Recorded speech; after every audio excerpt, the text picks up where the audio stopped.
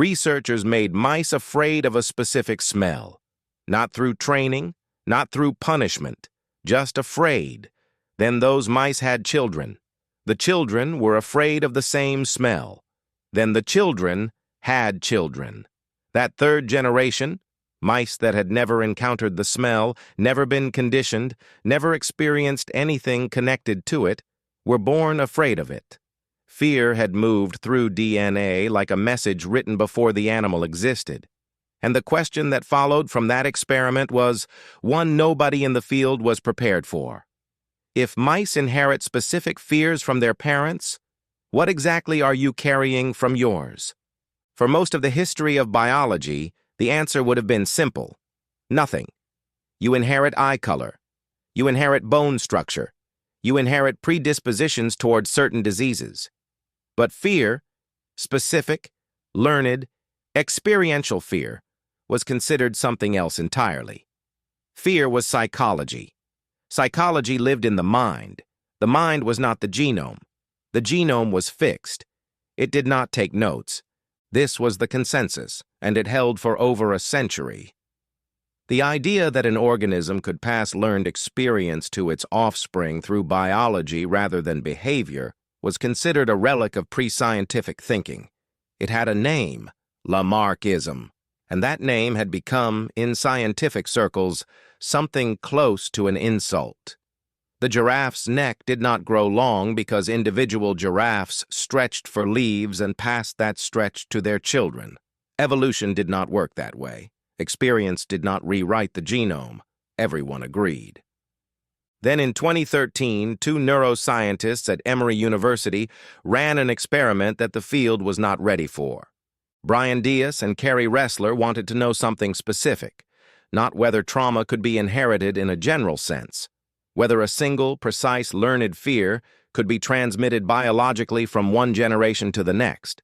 They chose a smell, cherry blossom, a compound called acetophenone that activates a very specific cluster of receptors in the mouse nose. They exposed male mice to this smell repeatedly, pairing it each time with a mild electric shock. Standard fear conditioning. The mice learned quickly. Within days, the smell alone was enough. No shock needed. The cherry blossom scent triggered the full fear response. Freezing. Elevated stress hormones. Everything. Then they bred those mice. The offspring were raised in a separate facility. They had no contact with their fathers after birth. They were never exposed to cherry blossom during development. They were never shocked. They had no experience that connected that particular smell to any particular danger. When the researchers introduced the smell to these offspring for the first time, they reacted. Not dramatically. Not in the way a conditioned animal reacts, but measurably, specifically. Their stress response to acetophenone was elevated compared to control mice raised the same way with no conditioned fathers. And their noses were different. The olfactory neurons dedicated to detecting that specific compound were more numerous, more sensitive, as if their biology had been told, quietly and in advance, that this particular smell was something to pay attention to. The researchers tested the grandchildren. Same result. A fear, one specific, learned, experiential fear, had moved intact through 2 generations of animals who had never experienced the thing that caused it. The paper was published in Nature Neuroscience in December 2013. The response from the scientific community was not immediate acceptance. It was not quite dismissal either. It was something more uncomfortable than either. It was the particular silence that follows when a finding is too clean to ignore and too strange to absorb. The mechanism the researchers proposed was epigenetic, and to understand what that means, you need to understand what epigenetics actually is. Your genome is not a simple set of instructions that express themselves the same way in every circumstance. It is more like a vast library where most of the books are locked. Which books get opened, which genes get expressed, depends on a layer of chemical signals sitting on top of the DNA itself. These signals are called epigenetic marks. They do not change the letters of the genetic code. They change which letters get read.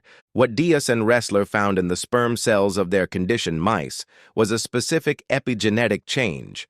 The gene responsible for producing the receptor that detects cherry blossom scent, OLFR151, showed altered methylation patterns. Methylation is one of the primary ways genes get switched on or off.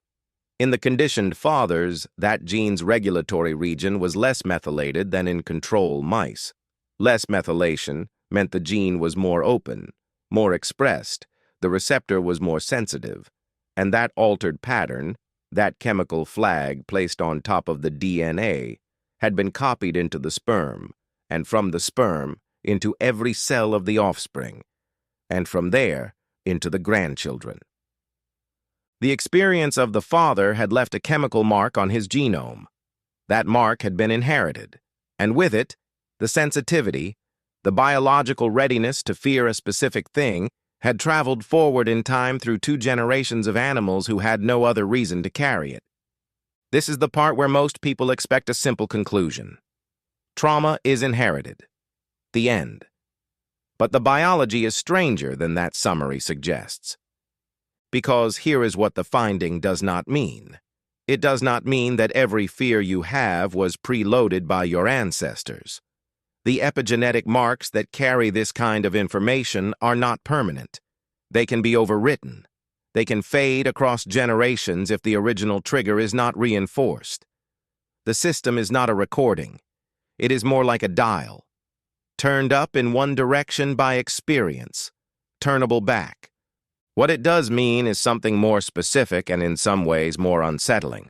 It means that certain sensitivities, certain biological readinesses to respond to particular categories of threat, can be inherited directly from the experiences of the people who came before you. Not as memory, not as story, not as something passed down in conversation, as chemistry. The human data arrived more slowly, and it arrived from a place that made it impossible to dismiss. Rachel Yehuda is a neuroscientist at Mount Sinai School of Medicine in New York. She has spent decades studying the biology of trauma in Holocaust survivors and their children. What she found in the survivors themselves was expected: altered cortisol levels, dysregulated stress responses, the biological fingerprint of chronic, severe trauma. What she found in their children was not expected at all.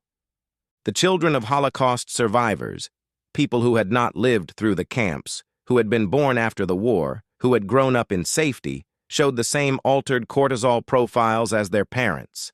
Their stress systems were calibrated differently than the children of Jewish families with no Holocaust history.